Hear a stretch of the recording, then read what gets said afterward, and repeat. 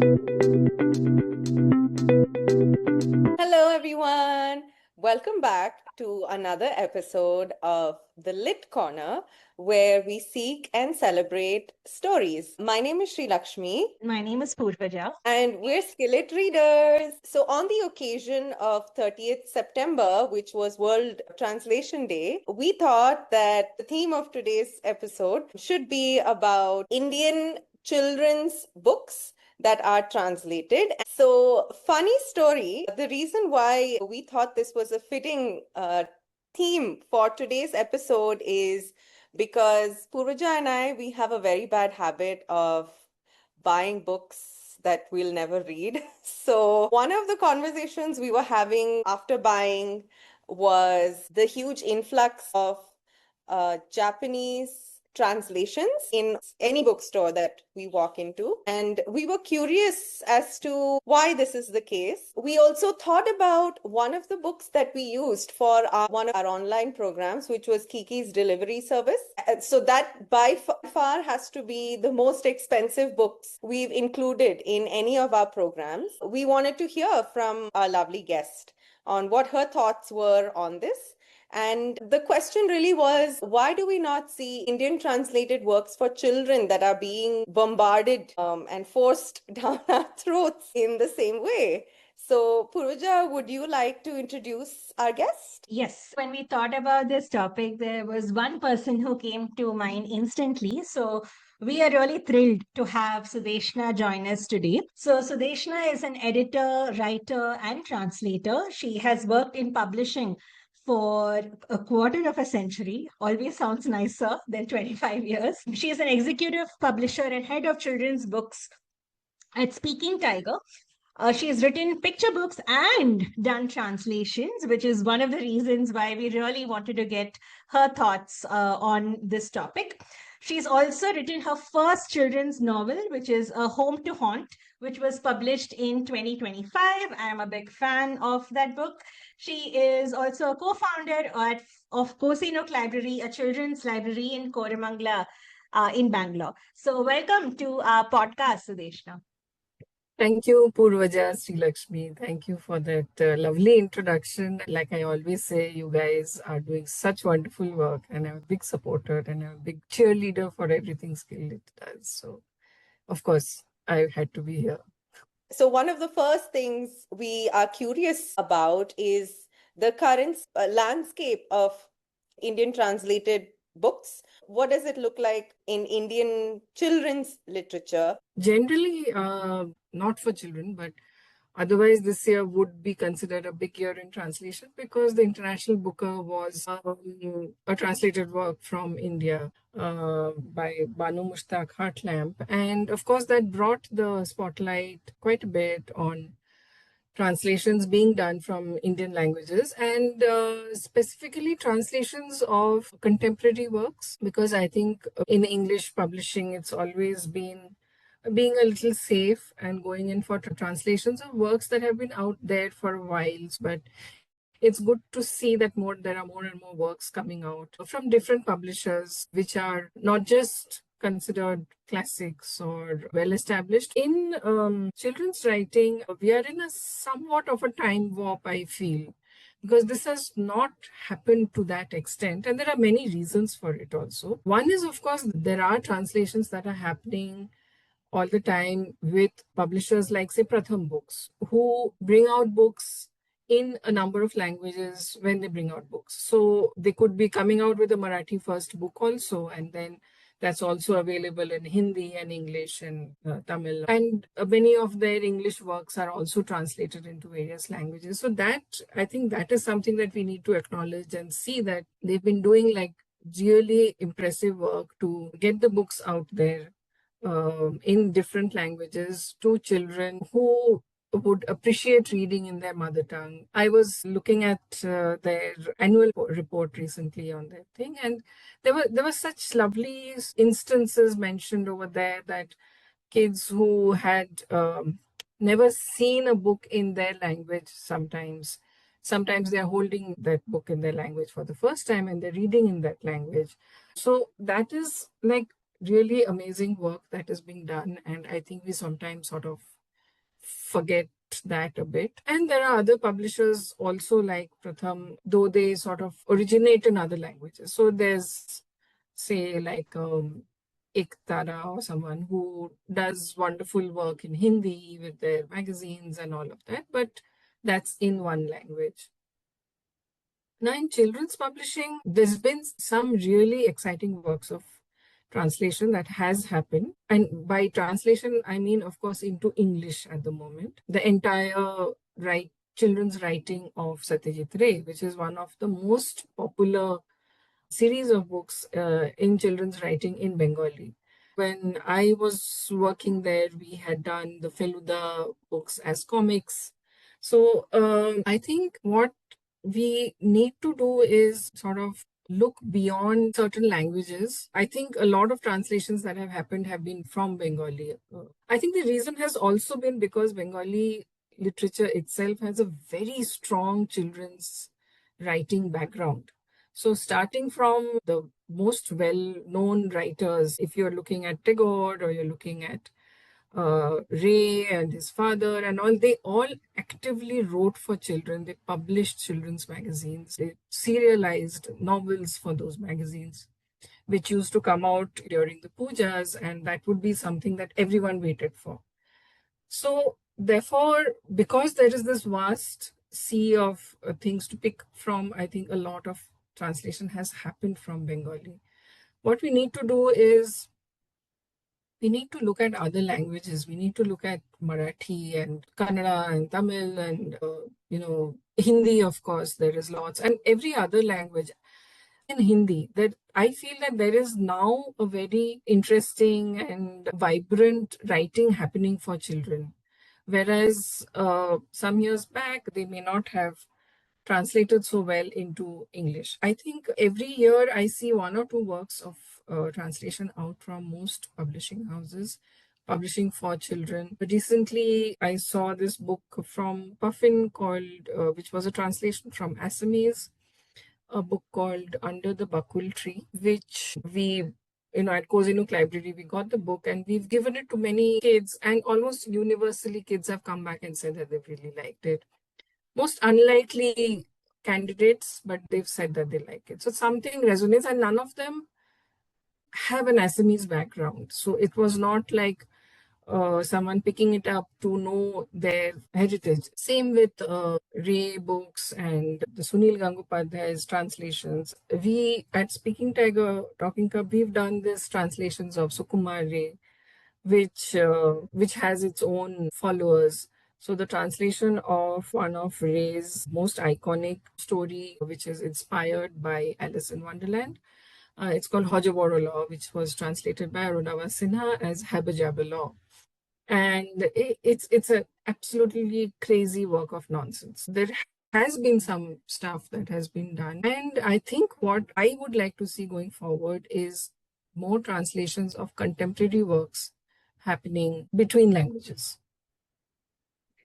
Thank you, Sudeshna. I think at least the fact that it's been so focused on Bengali, while you know it, it's not something that struck me ever. So I also wanted to say that we did include Under the Bakul Tree in our programs, and similar reactions, the children who felt like they learned a new word. But just to maybe ask a little bit of a provocative question, why is it important for children to read English translations of regional literature? If the original purpose of those books were for children to read them in their local languages have been served, why should we maybe prioritize or push or care about English translations of children literature?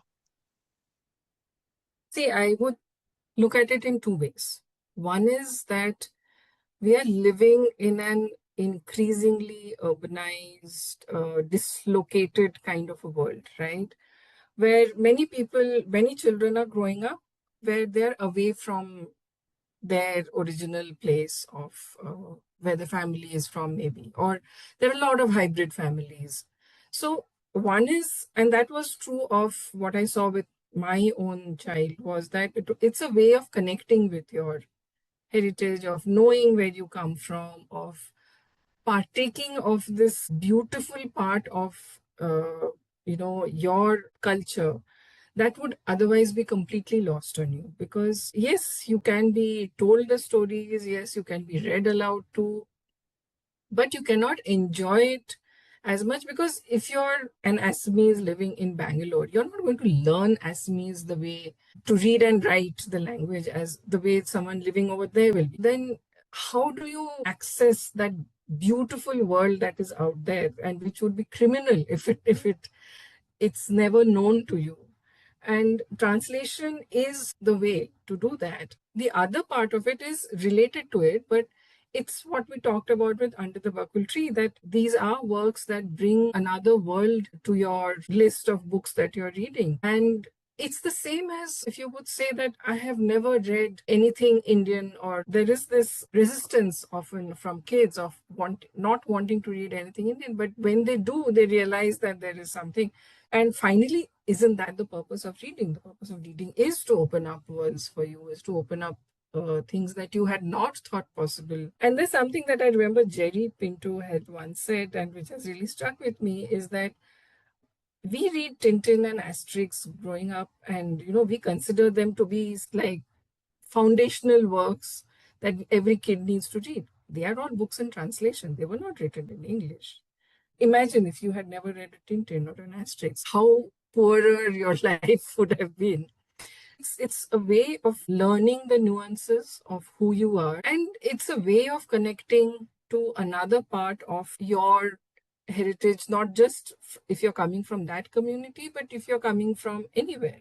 It's very sad that actually mostly we don't give it that much importance in terms of teachers, parents. We don't see them actively saying that, okay, can I have a book in this language? But that is something that, we should be talking. And in this day and age, when we talk about diversity, when we talk about inclusion, these are the prime ways in which you bring that about in a child's life. Absolutely. So, speaking of things that get lost, there are claims that suggest that things get lost in translation, and translators also are not able to capture the essence of the original work sometimes. So, do you think this is true? And since you also said that you've translated works, how do you ensure that you capture the full essence of a work that's written in a language different from English?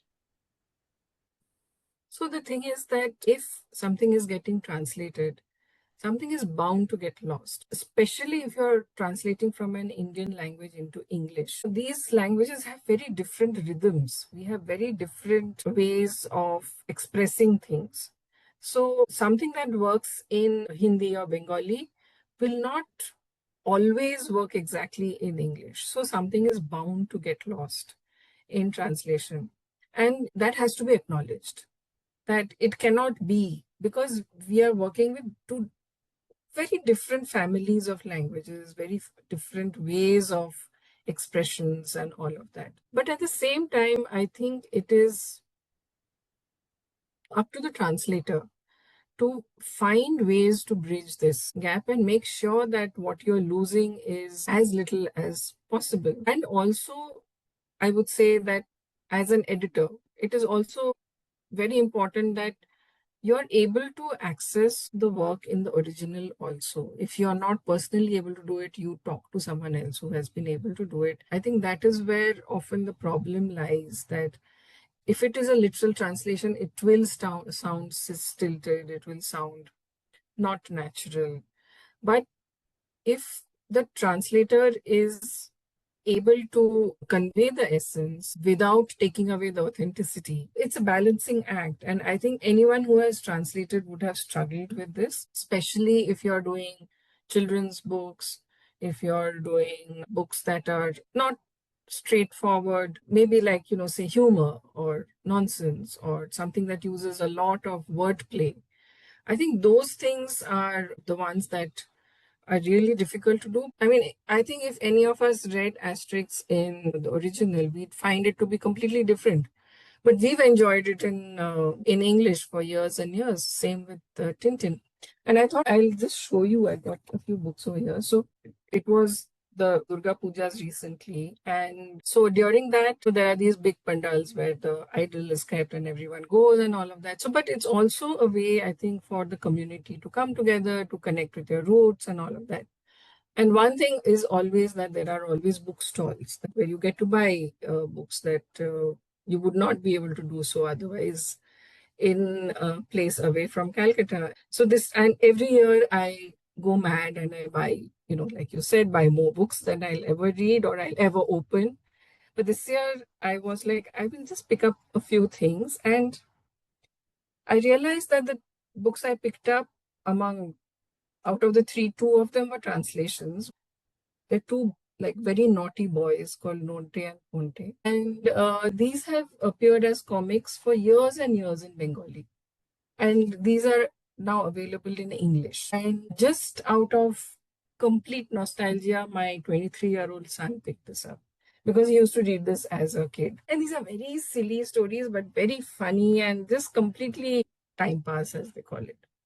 The other is one of my favorite works of translation, actually, for children. These are the Tintin books which are translated into Bengali.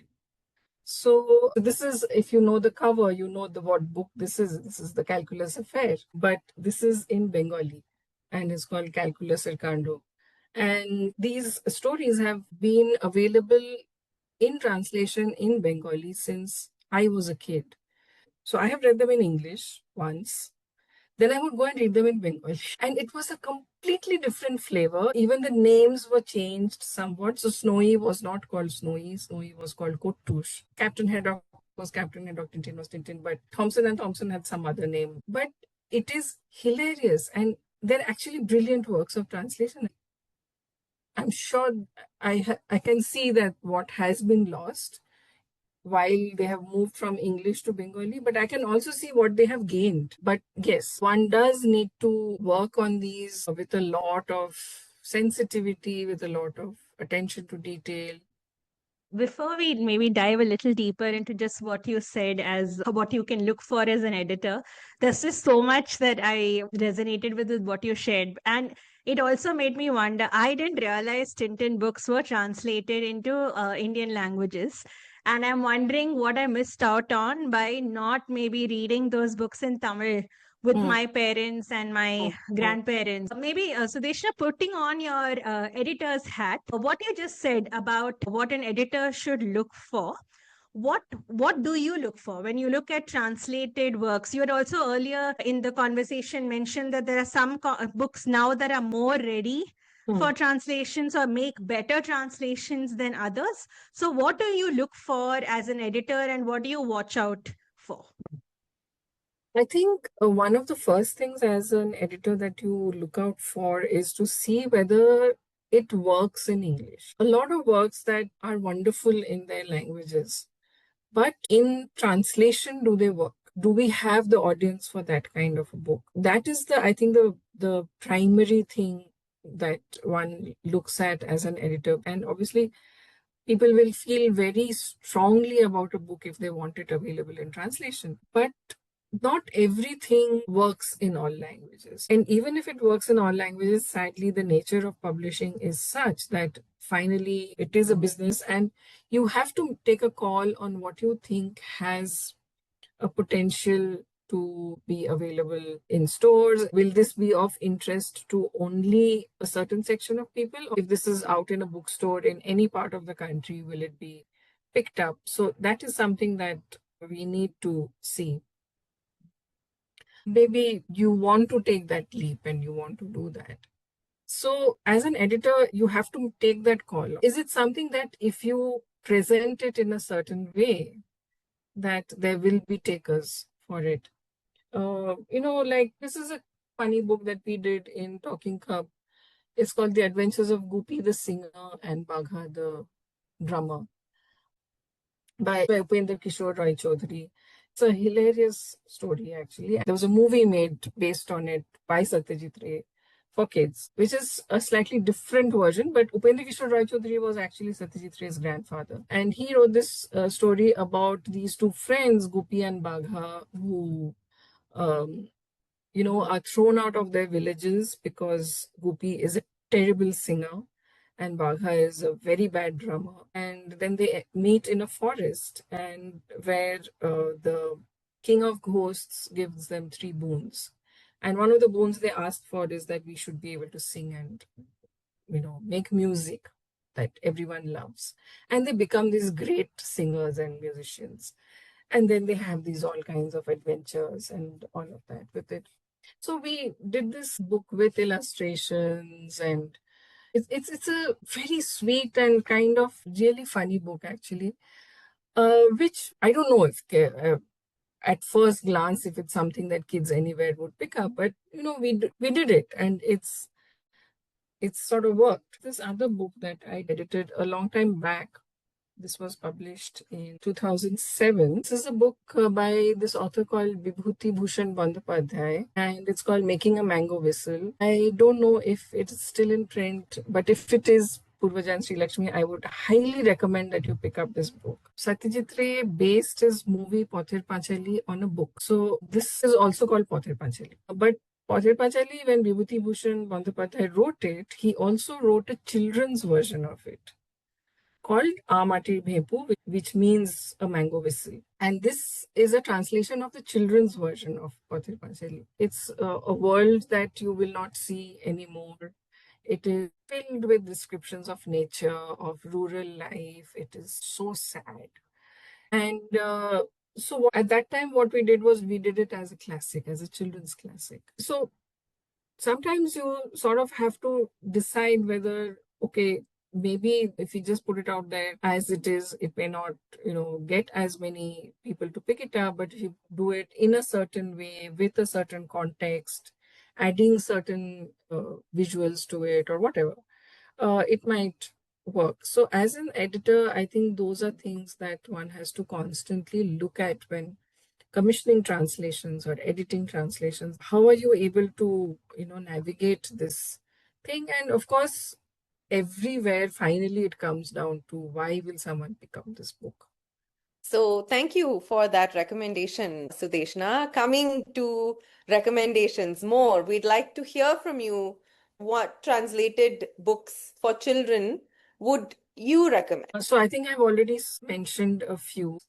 I would totally recommend the entire Feluda series by Satyajit Ray, which is detective stories. Everyone loves detective stories. There is the Professor Shonku series, which I don't know how many people read now, but if you do, they are science fiction. So Professor Shonku is a scientist. This is also by Ray. And he lives in a little place called Giridih. I think it's now in Jharkhand. With his cat and a helper, but he's a world famous scientist, and he comes up with all kinds of inventions, and all kinds of things happen to Professor Shonku. And all those books are available in translation. So I highly, highly recommend those.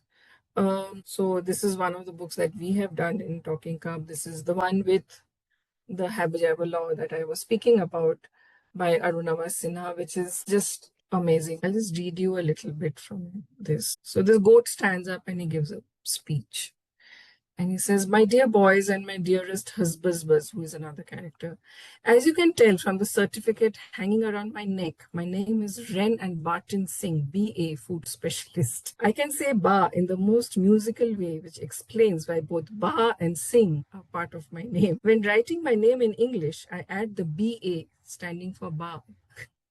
I have examined for myself what is edible and what is not. That is why I have the title of food specialist. This thing that they say, madmen bleat and goats eat anything, it is deeply unfair. Why? Just a minute ago, this wretched fellow was saying billy goats eat lizards. This is an utter lie." And then he goes off, and how he says, "I admit we do relish many things that you humans don't, like paper bags or coconut husks or newspaper or excellent children's magazines." So this was published in a children's magazine. It's just crazy and fun. And if you're able to access some of these where you get a number of stories in different languages or even poems from different languages, I think those make for wonderful reads by themselves. But of course, yes, it does matter how the books are produced, how attractive they look. I mean, it should not look like something you're reading just because it's like a worthy, uh, endeavor. It is because you're reading it because the book is fun. It is because the book is interesting or exciting, has something to say other than just being a famous book. Yeah, so these are some of the books that I can think of off the top of my head that, other than the ones that I also showed before. I really enjoyed the excerpt. So thank you for reading that. Coming to, as we wind up, the last couple of questions, what are your dreams for the translation industry? You shared a few about how we need to go beyond Bengali and find works in other languages, but what else do you want to put into the universe and manifest?